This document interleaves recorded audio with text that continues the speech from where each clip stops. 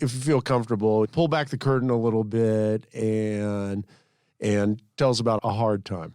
Right now, to be perfectly honest, we've never done 3 stores in a year before. And since we have bootstrapped the whole thing on our own, like we've taken a significant capital risk, and we feel good about our decisions, and we're not in any jeopardy by any means. When you put a lot of money on the table and you put a lot of faith in people and that locations are going to work out, it's going to keep you up at night. The first time I had to close a place, or other ventures that I've been involved in, it'll keep you up, man. It's not fun. And there's a lot of self-doubt that happens after that, and you try to retrace your steps. Again, like you and I were talking about earlier, like it's the biggest lessons that I've had have been failures. And while they're not fun or easy to deal with, the only times you really keep yourself up at night is trying to, they say insanity is like doing the same thing over and over again. Expecting a different result. That's right. You're just like, gosh, I hope I'm not like making the same mistake again. So you just have to have enough confidence in yourself.